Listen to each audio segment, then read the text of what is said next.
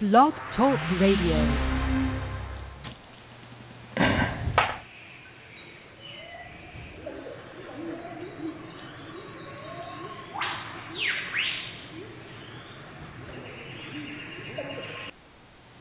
Hello everyone, I'd like to welcome all of you back to Ohio Exopolitics. I'm probably going to end up doing a lot of reading today. First of all, from the book The Psyche on page 102, came across an interesting passage here that kind of sums up the power of our thoughts. The power that the thinking uses as impetus does not stem from the human being himself or herself. It streams in the spirit and from there into the consciousness, coming out of the unmeasurable expanses of space of the universe. So the power of our thoughts literally comes from the universe itself. It streams in the spirit and from there into the consciousness. I also wanted to talk about the term God because the Meyer material does not use the word God, it uses the word creation. And let me read a few things that help to clarify that. That the word God from this age-old and foreign language has nothing to do with the slightest part to do with creation. And anyway, the word God comes from an old language, it says here. The word God, from time immemorial, has been used as a designation for human beings who, because of their spiritual and consciousness-based powers and their abilities resulting from them.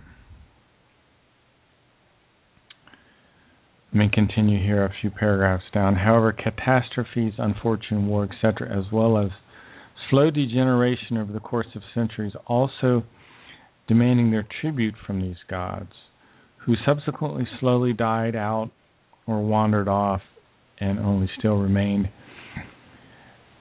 Now, one of Billy's books, Omphalen Morado, The Navel of Life in the Lyrian, talks and says the gods of the earth were humans, and they were extraterrestrials who were here, who had great consciousness-based powers, and who, for various reasons, left or died or whatever. Now, I'm going to continue here. Out of these arose a God who was made responsible for all creation and who should personify the love. Only still lacking was the personification of evil in its naming. For that a few clever minds reached into the history of old Celts who in the ancient time revered a Superman. Now, this Superman, I don't know if he was an extraterrestrial. It doesn't say here in the book The Psyche, but he was called a Superman, and he was known as the god of the hunt because he put in place his immense spiritual and consciousness-based powers for the benefit of the people of the hunt. Ancient lores, etc., show that this god, who had two horn-like growths on his skull, was named Tubal. Upon his death, his position became personified by a Celt who, with a change of name, was called Tibal, and as a symbolization of the one named God, wore an animal skull with horns on his head, therefore imitating the Superman with his horn-like growths. Evidently, and sometimes on the earth, there was a man with these horn-like growths out of his skull who had spiritual and consciousness-based powers. But again, it doesn't say where he came from, if he was extraterrestrial or what. It just says he existed. Over the course of centuries and millennium, the name Tibal was changed countless times until the name devil arose from it, a name that was seized upon by the young religions and in memory of the named horned god. This is very interesting because if you study the name Jesus today, it seems to be somewhat of a transliteration of Iesus from either the Greek or the Latin, and some say it came from Yeshua in the Hebrew. And I've done previous shows about how the letter J didn't really exist in ancient times. So in the ancient world, they seem to like to change names quite a bit.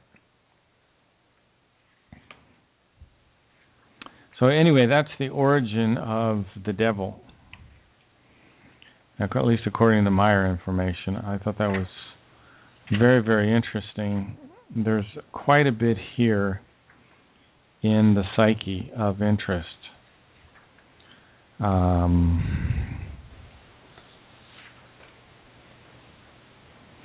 Let me read something that deals more with our thoughts that I thought was also very interesting. It says, what the human being has carried sufficiently long within their thoughts totally unconsciously releases within them the realm of consciousness direction, which like a perfect automatic mechanism unfolds and brings into effect the corresponding decisions and actions according to their inner nature. Consequently, it is not of great significance for the course and success in life which efforts are undertaken in a given case in order to take a given task or achieve goals once set. Rather, it is of greater importance the basic mental attitude the life and task and goal are approached. So what it's saying here, it's more important your basic mental attitude when you go to undertake something. What's more important is your basic mental attitude than even the effort that you put into this, which is, I thought, a very, very significant thing. Again, one of the things that I think is the biggest problem that we have are repeating negative thoughts, repeating thoughts that run out of control. And a lot of times we actually conjure up. Let me read this. This will explain what I'm saying. Whosoever is continuously afraid of evil, mischance, and other terrible things literally conjures them up until they strike and destroy him or her. With worries, only new worries are bred. So unfortunately, those things, those troubles that we have, that we struggle with, that we think continually about, sometimes we actually bring about the negative things that we don't want. So sometimes the challenge is really somehow getting to a negative or a neutral position on something. If something's happening that you don't like, if you can really just get to a neutral position on it, don't struggle against it so much. And in fact, our thoughts radiate outward from us. Listen to this. What the human being thinks radiates beyond his own aura and also influences the environment, such as people, animals, and plants. Radiated evil thoughts, worries, hatred, unsatisfaction. Unsatisfaction is a big problem, and so forth, all have a boomerang effect. So if you're unsatisfied with something, if you're putting out a negative, it's going to come back to you as a negative. It's going to come back to you. In which case they will again inevitably strike the center of the thoughts with devastating Gewalt, which is a brutality that's beyond brutality. Anyway, it's one of these German terms. Thus, it also happens with good thoughts, which then indeed wield a corresponding significant good effect. So really try to focus on bringing out neutral positive thinking where you can, because it comes back to you. If you're putting out negative, it's going to come back to you in a boomerang. Do not do that. Always put out balanced thoughts if you can. I wanted to talk a little bit about the secret societies, because the secret societies know about the power of thinking, and it's been hidden intentionally. So let me continue here. Under the punishment of death, They were forbidden to reveal their knowledge, their cognitions, and their abilities. Now, this is talking about abilities related to thinking and how these people in the secret societies know how to harness our thoughts. It says here, we'll continue, even today, much of the unmeasurable knowledge of humankind, which has been collected over tremendous periods of time, is hidden in the inaccessible secret sciences and will be defended until the death of the Pope, the bigwigs, and those of the secret sciences who hold it hidden from mankind. If the knowledge in the secret sciences would be revealed, then religions and politics would be eradicated in the shortest possible time. The financial industry would disappear. War would go away, unpeace, hunger, and a whole host of terrible things that exist in the world today. So the power really is you are the master of your own destiny. The power is in your thoughts. Good thinking leads to good feelings lead to good habits, and good habits lead to good circumstances in your life. You are the master of your own destiny. Contact Report 345 is extremely interesting. It's another one of these reports that kind of whacks you over the head in a way. Patah is talking to Billy, and evidently there's some background in this conversation, which I don't have all of the background. But evidently the Plejaren have been exploring another universe, not our universe, the Dern, D-E-R-N universe, not the Tao universe, the universe that's our twin universe, where Asket is from, but some other universe. So the Plejaren have finally gotten to a third universe, which I didn't know that they had until I read this contact. So Billy first makes a statement here. Of course I know because Quetzal reported to me regarding this probe. They're talking about some probe that was sent out. However, he was of the opinion that your expedition was to last still a longer time. Now, however, start shooting briefly and succinctly. What arises from the foreign universe? So they found this foreign universe. They put a probe into it. You must be detailed, but just briefly and succinctly describe the most important events. We can talk about it later in detail, as you say. So Patah says, actually it appeared that we must extend our expedition several months, but then success arrived unexpectedly. First, after a many-month-long search, we found a planet on which still wild humans lived, who were equipped with stone axes, stone spears, and stone knives. Thus, cavemen, respectively Stone Age men. So it talks about these Stone Age men on this planet who lived in huts and in caves. There were large primeval forests on this planet. There were 46 groups of these people, Stone Age people. Now these people resembled the people of the Earth of about 6 million years ago. And been in some of my recent programs, I've talked about how how can I say this? Earth humans that evolved naturally on the Earth, started appearing. They evolved from primates about 9 to 12 million years ago. Now, as far back as 22 million years ago, we had extraterrestrial visitors, human beings who came here in spacecraft. But back to this foreign universe. So, they go on and talk about while they were in this foreign universe, they came upon a small artificial object which was drifting in space. And they established that this probe, this artificial object, was created by intelligent life forms in this universe. And they calculated the flight paths of this probe, and they followed it for several months.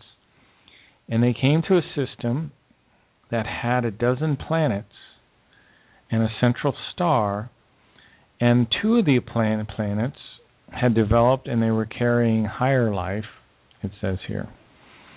And again, I'll read here. On one of the planets, the third, which was somewhat smaller than the Earth, and which was about 100 or 1.51 astronomical units distance from the Sun, and which traveled on its 677-day-long orbit around the star. Anyway, they're saying the year for this planet was 677 of our days. The day was equal to approximately 21 hours and 30 minutes. And in this planet there existed no humans, but only higher animal life forms and of course many kinds of vegetation. The second planet they found was larger than Earth, and it had 3 large island continents, which existed in a large saltwater ocean and were surrounded by a large number of smaller islands. And they talked about the size of these continents being very large, and they talked about the day being 22 hours, excuse me. So this was a very Earth-like planet in many ways, but it was about 50% larger than the Earth. Then it goes on to talk about civilizations here. The planet carried human civilizations. In fact, there were 3 different races, which consisted of diverse peoples who were of white, green, and blue color, adding to a total number of around 498 million human beings. So their population was in balance with their planet. Creational natural law there. Now we'll go back on and continue here and see what else was here. Our clarifications, which carried out unobserved without direct contact undertakings with the occupants, resulted in astonishing things. The populations of the 3 continents only had 3 different languages. Each one with a uniform dialect. Although there were 3 races on this planet, they worked together in every aspect, medically, scientifically, technologically. Interestingly, they do not mix with each other in terms of marriage. So there was no marriages between members of different races. All 3 races had the same culture, the same state of knowledge in all things, and a medical science which was ahead of our medical science here on the Earth. They don't have any religions, they don't have any cults, but they have kind of a universal philosophy. And listen to what this says, which is based on the fact that all life and existence arises from a higher power, which is simply called the power by them. This is quite reverently observed, respected, and honored. However, it is not worshipped, and it is not venerated. The power constitutes for them all origin of life and all existence, which both comes to be and again passes away and again comes to be. And a unity and a duality is taught, so that the material and the power which lives in the material passes away and again comes to be, while the material dissolves and changes into other material forms. And Billy says, well, this is practically the reincarnation of the spirit form. And the power would be then simply creation, and at the same time the spirit form. Ptah says, so it is, just only with other terms as well, as also everything interpreted and understood by the occupants of the planet. Regarding these 3 races, still is to say that they are absolutely peaceful. And this is very interesting. They have no war. Wars are foreign to them. They have no hate. They have no criminality. And they are at a level of development that would be equivalent to how we here are on the Earth in 1968. Astonishing, it says. So these human beings are far ahead of the Earthlings. However, how is it then with the form of government, and that was Billy. So it says, and Ptah says here, each people decides totally on all interests, although a total representation of all three races exists, which is built in the form of an assembly of men and women, which has the highest authority to gain the required recognition of the peoples. So anyway, they don't have military, they don't have armed forces, they have no police, and they really have an ideal state. They don't have any kind of degenerations. They live, they don't burn benzene, they don't burn oil. They synthesize fuel, so they don't exploit the petroleum of their world in any way. So they synthetically make fuel from plants. They do community gardens. There is no cruelty to animals. Animals are slaughtered for food at times, but there's no kind of cruelty. Let me read here. There are economically useful animals kept and bred for work and for food purposes, though, however, any form of cruelty to animals is taboo. Flesh for food of humans is solely produced through breeding and the slaughtering of animals. Fruits, vegetables, and flesh of many diverse forms, as well as the necessary food items and required products of other kinds, are in abundant and plentiful. And from this follows that nowhere does famine exist. They have no famine at all. People are not hungry on this world. All bodies of waters and forests, meadows, fields, marsh areas are healthy and completely intact. So they don't cut down the forests, they don't dry up their marshes or anything. Check out this. I thought this was great. The hunting of any wild game is taboo. I think that's great. Because game flesh is likewise also produced through breeding. Like this also is the case with fish flesh. These people, they live to be 128 years old. And it talks a little bit about how they bury their dead. And even that seems to be in line with the creational natural laws. Now here they say something which piques my interest, which I have to do some more research on. Oh, by the way, none of these races have any fear of death or dying, which I thought was very interesting. Okay, Billy says, so should it also be with us? You tell me now. You are only able really to reach this foreign universe because in your ancient data you had the recordings of Henok, Henok, at your disposal. Now I believe Henok is one of the incarnations of the spirit form of Nocodamian, the same spirit form of Edward Albert Meyer. Now when I say Henok, I'm saying Henok, not Henoch, from the Henok prophecies, who is another Henok. So Billy says, so he's speaking about this universe, and he says, was Henok perhaps already over there? And do you go back again soon? Ptah says, the recordings in accordance with certain things indicated that Henok was actually in this foreign universe. However, we must first exactly still discover this, which a travel back in time will certainly be required, precisely into the time when Henok worked. So I guess I leave with a question there about Henok and how he got there. So let me kind of review some of the concepts that I've discussed over the past few days, and I think it would be good to do that. There's a lot here. I'm going to play just a second of some nature sounds, maybe 15 seconds, and then we'll dive back into our study.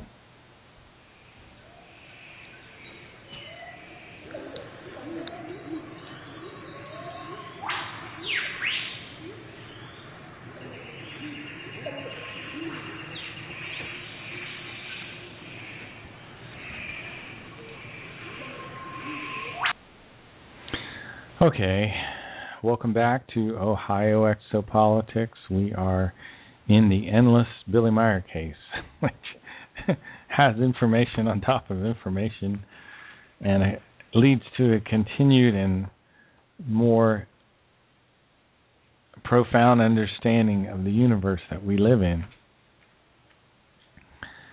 Now, I don't happen to have these notes with me right away here, handy.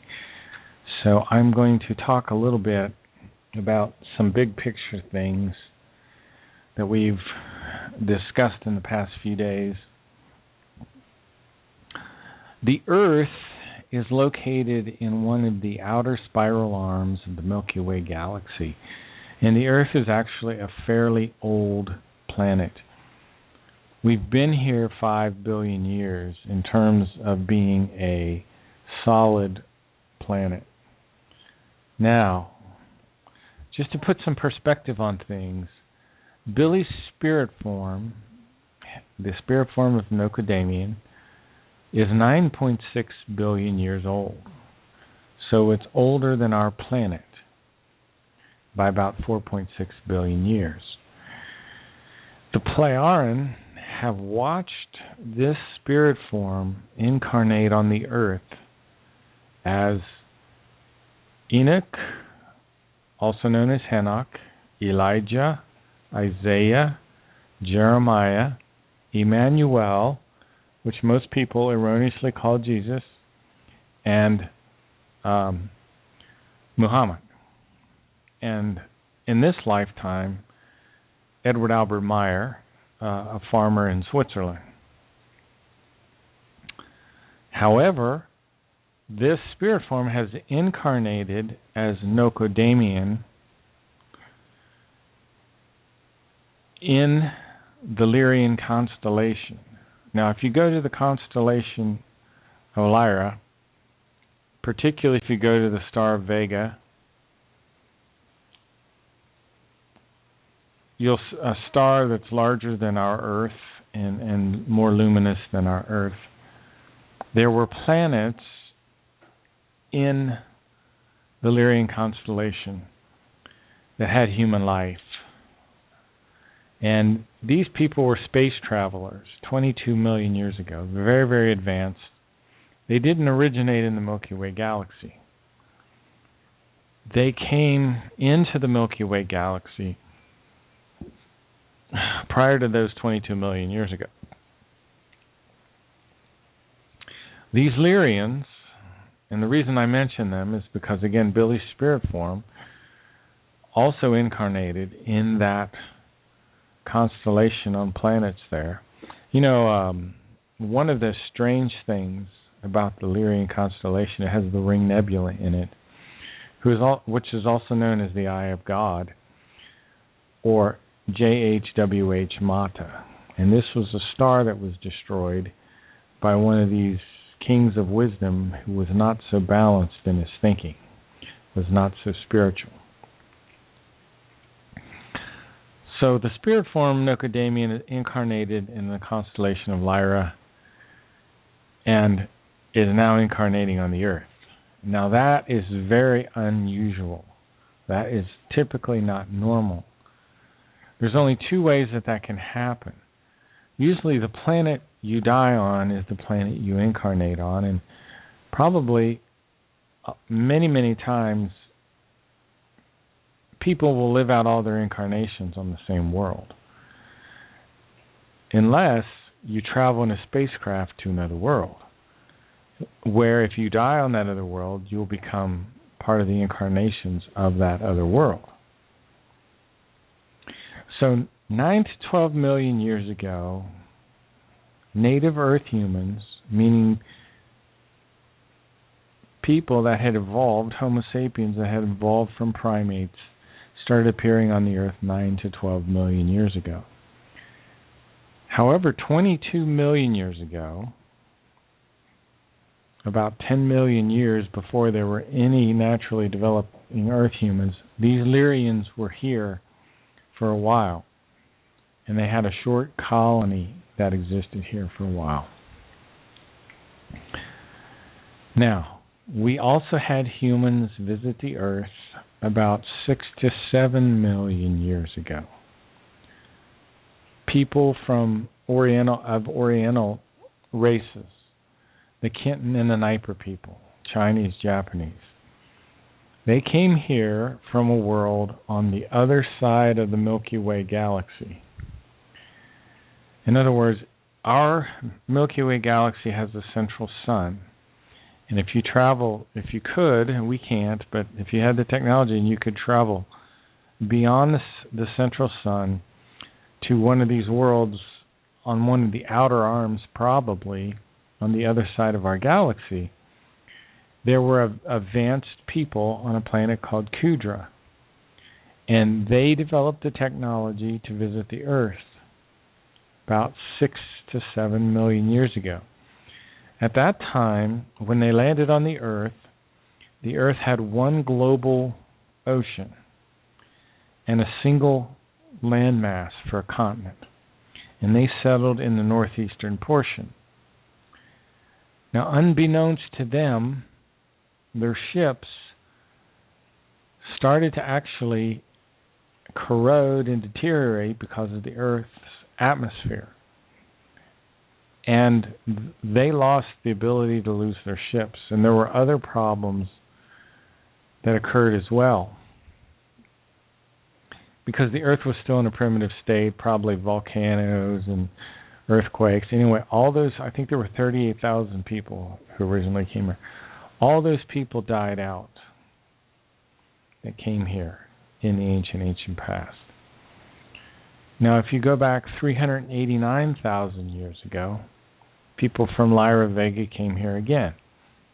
And there were 1 to 2 million of them. And they developed colonies, and they lived here for a while, and they interacted with the native Earth people, whom my understanding, most of these native Earth people were dark-skinned.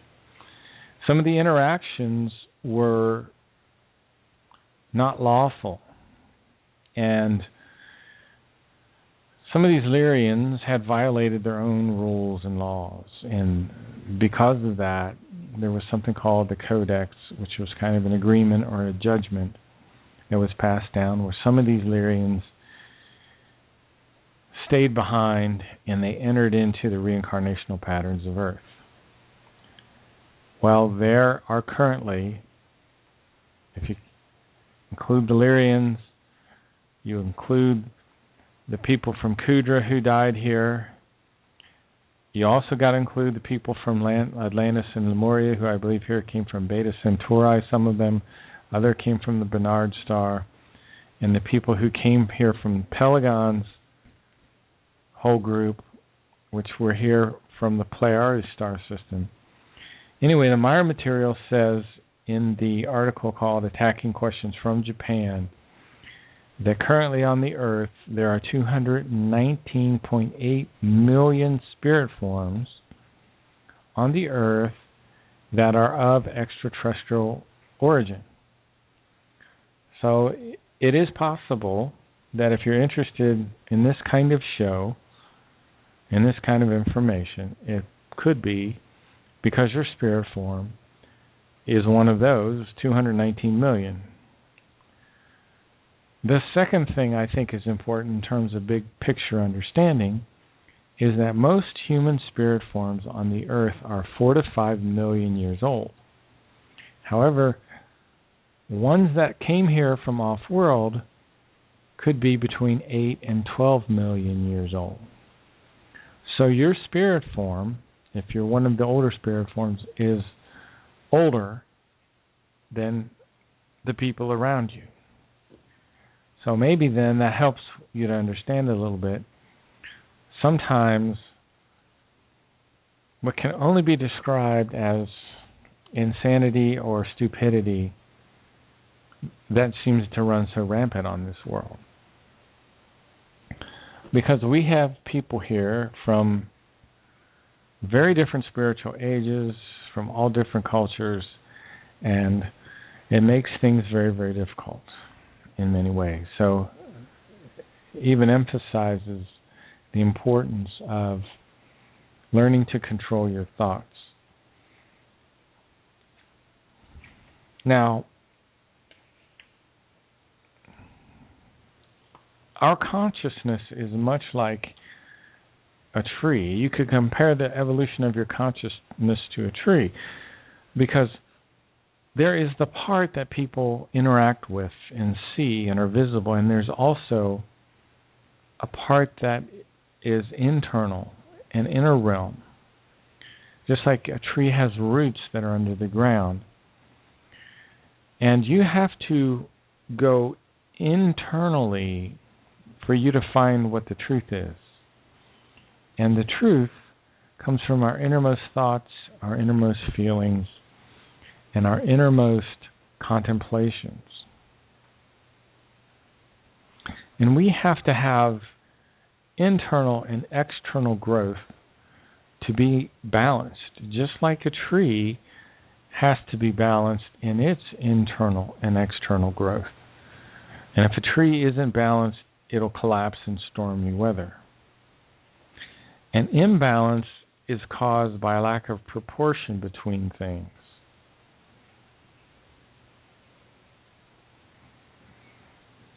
Now, the reason this book was written, The Might of Thoughts, is because our humankind here on the earth is ill in their consciousness. And that was written in the dedication. It was written by Elizabeth Moosberger.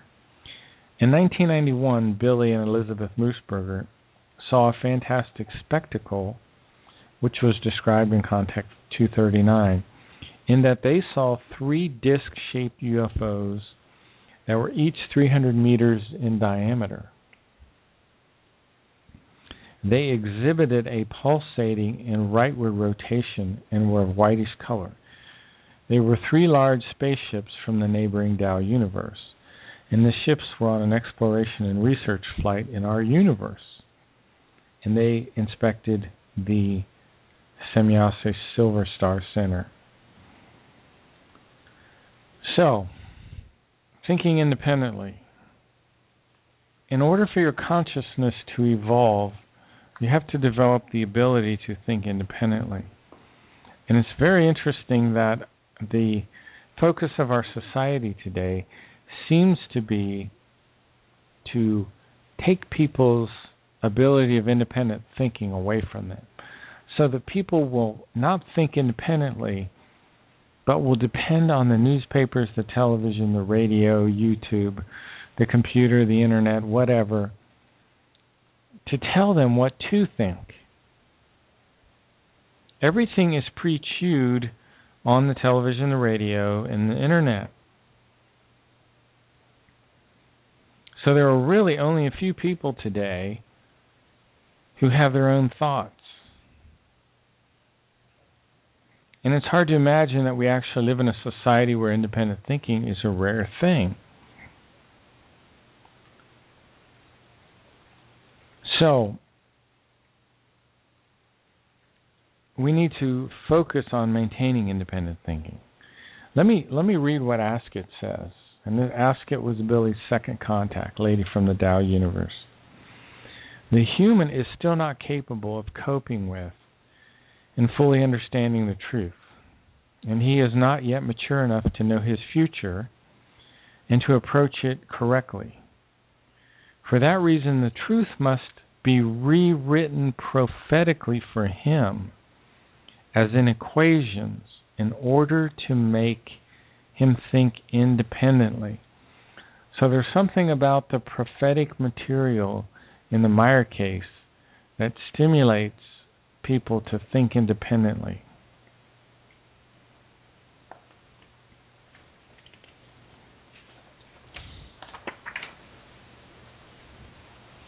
One great movie that I recommend for everyone to watch is called Reincarnation in the Spirit Form, and you can find this out on YouTube. And it's by a man named Michael Udebrook of Figu, Canada. Take a look at that. Reincarnation in the Spirit Form. Put that in YouTube and look it up. Now, another thing about electronic media that I've learned recently is it's very dangerous to the evolution of your consciousness. It's very dangerous for your brain. It causes all kinds of problems with perception and intelligence. It reduces intelligence. Somehow it even affects our body, causes us to gain weight. It causes aggression. So as I'm speaking to you, I'm looking at my printed notes. So try to stay away as much as possible from the computer. Try to wean yourself on it. I think I'm partially addicted. I think many of us are. So, again, what is the spirit form? And this is a bit of a review in case there are any new listeners or new listeners that come up and listen to this at a later time. We all have a spirit form. All human beings have a spirit form. It's located in an area of the midbrain called the superior colliculus. It comes in at 21 days after the sperm fertilizes the egg. And when that spirit form comes in, it radiates an energy throughout your whole body in a lattice structure.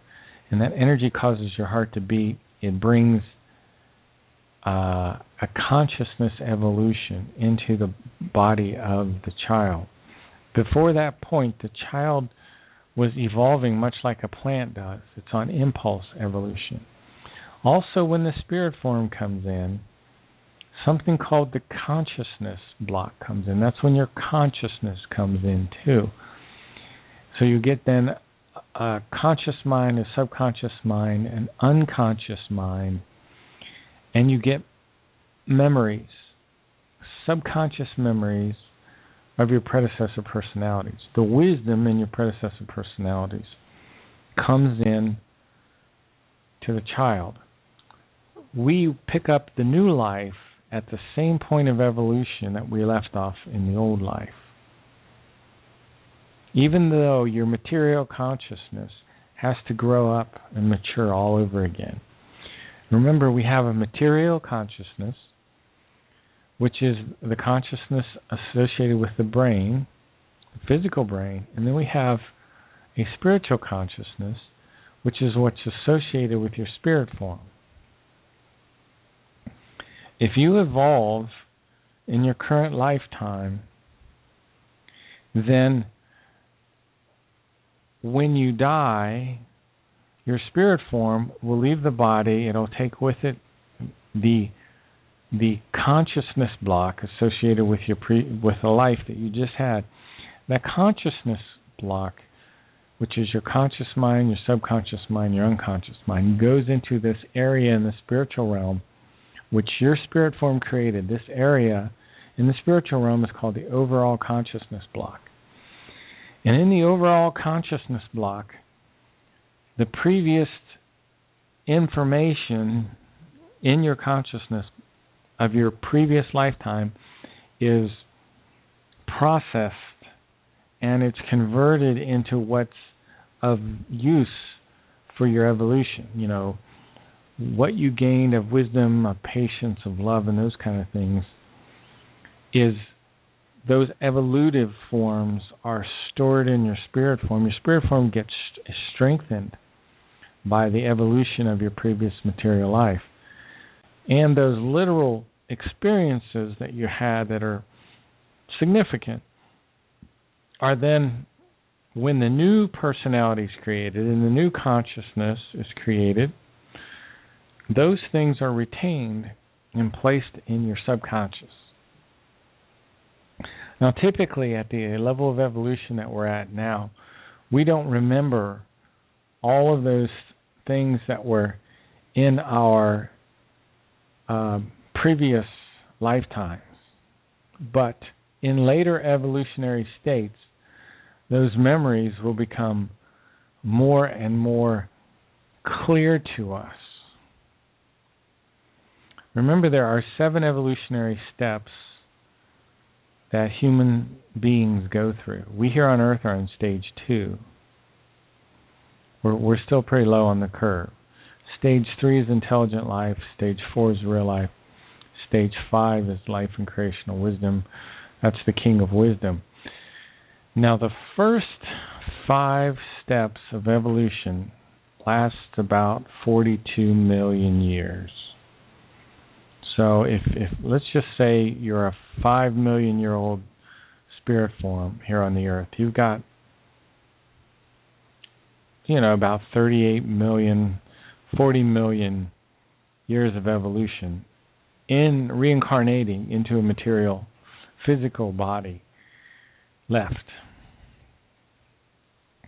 Now after that 5th stage, you go into the 6th stage, which you're half material and half physical at this stage. Now the humans that are in the half material and the half physical stage that I'm aware of are some people in the Andromeda Galaxy.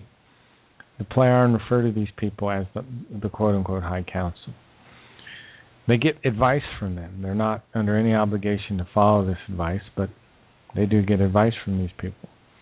They're practically spirit forms. They're not quite spirit forms yet. We spend many, many, many millions of years in that state. I don't know how many years. And then we go to the first stage of the pure spirit form after that, which is called Arahat Arasata. Now, the spirit form of Edward Albert Meyer has been through all of those different stages. And he's come back. That spirit form has come back to teach the people of the earth again. In this incarnation, one of the major goals is to put the teaching of the spirit down in written form. Because in previous ages on the earth, it wasn't written down. And that's probably what led to a lot of the confusion in our religions. So again, I'm going to take a little bit of time here. I've got more time than I realize. I'm going to give a little more overview information about Billy's life. Somehow that seems to really click and help connect so many dots. Edward Albert Meyer, he's a 78-year-old man. He lives in Switzerland in a little town called Hinterschmidt-Rudi. It's a tiny mountain village. It's very beautiful. If you see any films, there are some films out on YouTube now. They're all in German. You won't really understand what he's saying unless you're really fluent in German. He's speaking very quickly. But you can just see the surroundings, if nothing else. It's very green, very beautiful, very comforting kind of area.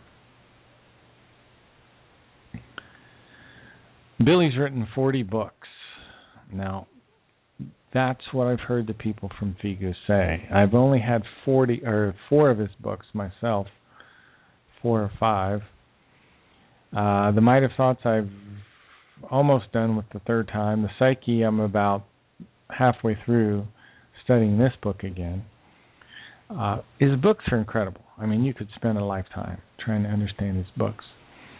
Many, many of his contact notes have not been translated. There's probably 150 or 200 contact notes at least that have to be still translated. There's roughly right around 600 contact reports. They're like little booklets, like 345, which I was just reading parts of to you. For example, he started writing his contact reports, I think right around 75, when he first started having his initial contacts with Semyase. Now you have to realize when he was having these contacts with Semyase, he had already had 22 years of prior contacts. 11 years of contacts with Thoth, 11 years contacts with Asket. Then he had 11 years of no contacts. During that time, he had children and was married and was living somewhat of a normal life. And there's also a really good film. I'm sorry I don't have the URL for you. I discovered it maybe last night. It's a 2.5-hour film or something like that, whereas Billy is interviewed with some people from Japan. And it's very interesting to see him at a younger age, still with his beard. There's I can't explain it, kind of a glow about the guy. You just have to see it for yourself. But they were talking about those, these contacts that he was having with Semyase. So Billy would get this cooling sensation on his forehead, and he would drive out at some remote location, hide his moped, and then just wait. And then the ship would appear, it would land, and eventually Semyase would get out and come over and talk with Billy. And they'd have one of these incredibly profound conversations. And she would have to leave, and she would leave, and Billy would drive back to the Semyase Silver Star Center. He would sit down at his computer and start getting the message back from the ship where Semyase was, from the computers in the ship, an exact word for word of what the conversation was, and he would type it out at 60 words a minute with one hand. And I think it was coming to him in kind of a symbolic language that he learned from Spoth when he was a very, very young boy. So that's how the contact notes started. Now later, at some point, Billy went back and wrote articles like How It All Began, where he talked about his experiences with as a small boy and some of the epiphanies that he had, where he would go out and wake up at 3 a.m. and go out and look at the beautiful stars and just have these incredible epiphanies. And he also went back later and wrote things like Spoth's Explanation, which was one of his meetings with Spoth, this 1,000-year-old extraterrestrial man who he talked with. Now, Billy's had 4 or 5 years of contacts with Semyase, and then she had a tremendous accident where she was startled by one of the people in Billy's group, and she hit her head, and it led to brain damage. And it's a long story. It's kind of a sad story. She's currently recovering in the Tao universe, and she'll have to be there for like 70 years to totally get over this accident. So in the last part of his life here, Billy's meeting with Quetzal and Ptah. And again, in Contact Report 345, and we were discussing earlier, he was talking with Ptah. Now, what's interesting about all these people, Ptah, Semyase, and to a degree Quetzal, and Asket, they're all somehow genetically associated with this Nocodamian lineage. Semyase is the daughter of Ptah. Spoth is the father of Ptah. Semyase is Spoth's granddaughter. I don't know how Asket fits in. I don't know how Quetzal exactly fits in. But it's really interesting that I believe the High Council told the Plejaren that it might be a good idea to cut off the contacts in the late 70s when they were having so many problems. Fortunately, they haven't. And in part they didn't because of this relationship that they have all with this lineage. And when I say a lineage, I'm talking about an incarnation of a spirit form. So there is kind of a family tree here, is what I'm trying to get at. So that's one of the reasons the contacts continued.